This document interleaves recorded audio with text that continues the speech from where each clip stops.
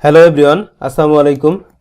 cPanel Bangla tutorial সিরিজের আজকের এই পর্বে আমরা ফাইল ম্যানেজার নিয়ে আলোচনা করব।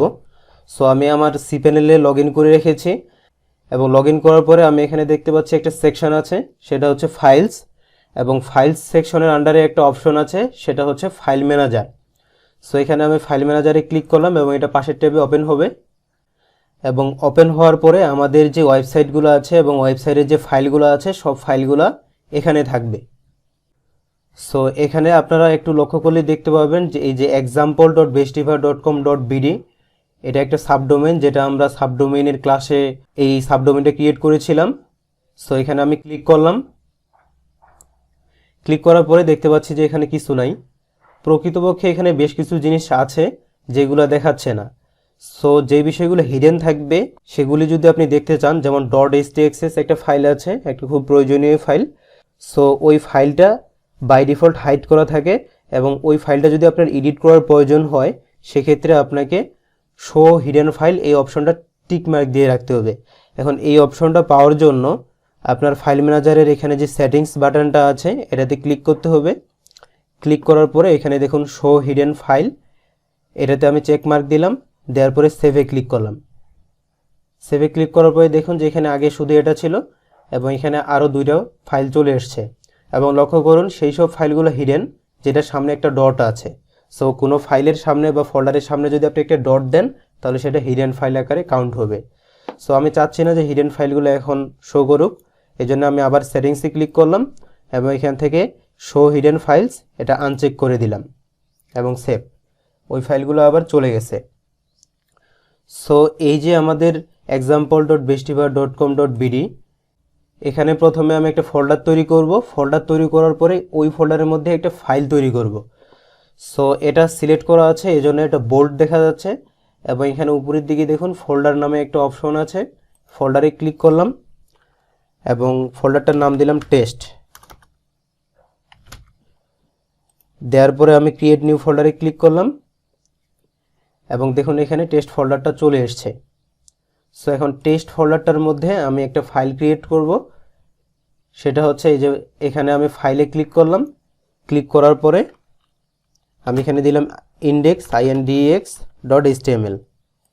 দেওয়ার পরে এই ফাইলটা কোথায় যাই ক্রিয়েট হবে, অর্থাৎ এই ফাইলটা কোথায় গিয়ে ক্রিয়েট হবে সেই লোকেশনটা এখানে দেখাচ্ছে example.bestivar.com.bd/test, অর্থাৎ এই লোকেশনে গিয়ে এই ফাইলটা ক্রিয়েট হবে। সো এখানে আমি ক্রিয়েট নিউ ফাইলে ক্লিক করলাম এবং এই যে এই লোকেশনে এটা ক্রিয়েট হয়ে গেছে।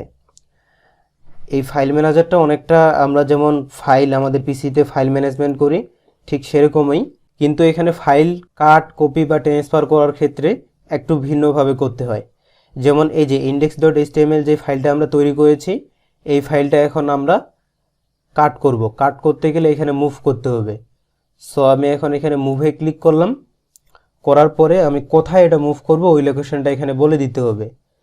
সো আমি চাচ্ছি যে এখানে একটা ব্যাকআপ নামে ফোল্ডার আছে, এই ফোল্ডারটাতে আমরা আগে দেখে আসি যে index.html নামে কোনো ফাইল আছে কিনা। আচ্ছা, index.html নামে এখানে কোনো ফাইল নাই।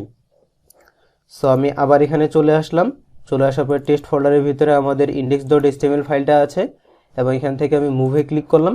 তারপর এখান থেকে আমি লোকেশনটা বলে দিব, অর্থাৎ এই যে ব্যাকআপ ফোল্ডারটা আছে এই ব্যাকআপ ফোল্ডারটার এখানে একটা স্ল্যাশ দিয়ে লিখতে হবে BACKUP ব্যাকআপ, অর্থাৎ এই ফোল্ডারটার লোকেশনটা এখানে চিনিয়ে দিলাম। লোকেশনটা চিনিয়ে দেওয়ার পরে এখান থেকে মুভ ফাইলসে ক্লিক করব এবং ক্লিক করার পরে দেখাচ্ছে যে দিস ডিরেক্টরি ইজ এমটি, তার মানে এটা যে মুভ করেছি বা কাট করেছি এটা আমাদের ব্যাকআপ ফোল্ডারে চলে গেছে এবং এখানে দেখাচ্ছে এই ফোল্ডারের ভিতরে এই মুহূর্তে কিছু নাই। আসলেই কি এটা গেছে কি না কাট হয়ে বা মুভ হয়ে, ওই বিষয়টা এখন আমরা এই ব্যাকআপ এই ফোল্ডারে ক্লিক করতেছি। ক্লিক করে এখন এখানে সার্চ করে দেখব। এখন index.html লিখে সার্চ করার পরে পূর্বে কিছু না আসলেও এখন কিন্তু আসছে, তার মানে আমরা যে ফাইলটা ক্রিয়েট করেছি ওটা এখান থেকে আমরা মুভ করে বা কাট করে এই ফোল্ডারে অর্থাৎ ব্যাকআপ ফোল্ডারে নিয়ে এসেছি। এবং এখানে ওয়ান লেভেল আপ, ধরুন যে এখন আমি bestivar.com.bd এই ওয়েবসাইটের ভিতরে আছি, এখন ওয়ান লেভেল আপ দিলে এই যে ডিরেক্টরিগুলো বা ফাইলগুলো আছে এই ফাইলের যে আগের লোকেশনটা সেই লোকেশনটাতে চলে যাবে। সো আমি ওয়ান লেভেল আপ দিলাম, এই যে আগের লোকেশনটাতে চলে আসছে। তারপরে ব্যাক হচ্ছে, ব্যাক দিলে এর আগের লোকেশনটাতে চলে যাবে। অর্থাৎ এর আগে আমরা এই লোকেশনে ছিলাম। তারপরে আপনি যদি রিলোড দিতে চান, এখান থেকে আপনি F5 চেপে, কিবোর্ড থেকে F5 চেপে রিলোড দিতে পারেন, অথবা এখান থেকে ক্লিক করে রিলোড দিতে পারেন। আর এখান থেকে সিলেক্ট অলে ক্লিক করলে সব সিলেক্ট হয়ে যাবে, আর আনসিলেক্টে ক্লিক করলে সব আনসিলেক্ট হয়ে যাবে। আপনি যদি কোনো ফাইল ডিলিট করে থাকেন, সেই ফাইলগুলো দেখার জন্য এই যে ট্রাশ ফাইলে গেলে ডিলিটেড ফাইলগুলো দেখাবে, কিন্তু আমাদের কোনো কিছু ডিলিট করা এখানে নাই, বা আমরা ডিরেক্ট পার্মানেন্টলি ডিলিট করছি, এই কারণে এখানে আসেনি। এবং এর বাইরে যে বিষয়টা, সেটা হচ্ছে ধরুন যে এই ফোল্ডারটাকে আমরা কম্প্রেস করব। কম্প্রেস হচ্ছে জিপ, অর্থাৎ আমি এখানে সিলেক্ট করতেছি, এখন দেখুন এই যে ডাউনলোডের অপশনটা কাজ করতেছে না, তার মানে এই ফাইলটাকে আমি ডাউনলোড করতে পারবো না। কিন্তু ধরুন যে আপনার ওয়েবসাইটের একটা ডিরেক্টরি ডাউনলোড করতে হচ্ছে, বা একটা ফোল্ডার ডাউনলোড করতে হচ্ছে। এখন ফোল্ডারটা কিভাবে ডাউনলোড করবেন? এই ফোল্ডারটা ডাউনলোড করার জন্য সর্বপ্রথমে আপনাকে এখানে কম্প্রেস করতে হবে ফোল্ডারটা, তারপর এটা জিপ হয়ে যাবে। সো আমি এখানে কম্প্রেসে ক্লিক করলাম এবং এই লোকেশনে এটা জিপ হবে। আমি কম্প্রেস ফাইলসে ক্লিক করলাম এবং এটা অলরেডি জিপ হয়ে গেছে বা কম্প্রেস হয়ে গেছে।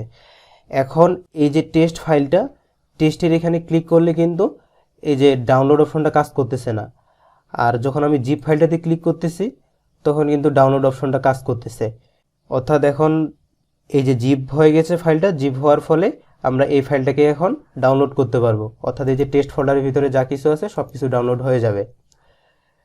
এবং এই ফোল্ডারে যদি, অর্থাৎ এই যে example.bestifa.com.bd, এখানে যদি কোনো কিছু আপলোড করতে চাই, সো এখানে ক্লিক করলে আমরা খুব সহজে ফাইল আপলোড করতে পারবো।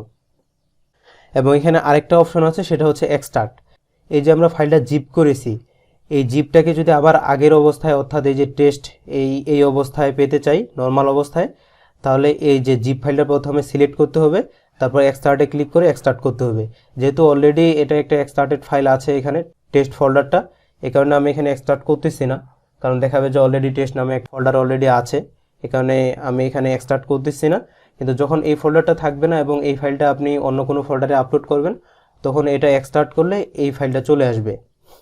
এবং কোনো ফাইলকে ভিউ করার জন্য ওই ফাইলটা সিলেক্ট করে ভিউয়ে ক্লিক করলে সেই ফাইলটা দেখা যাবে। এবং কোনো ফাইলের যদি পারমিশন চেঞ্জ করতে চান, সেই ফাইলটা সিলেক্ট করে এখান থেকে রিড, রাইট ইত্যাদি যে পারমিশনগুলো আছে এগুলো চেঞ্জ করতে পারবেন। সো এই হচ্ছে ফাইল ম্যানেজারের একটা বেসিক ওভারভিউ। আশা করি সবাই বুঝতে পারছেন।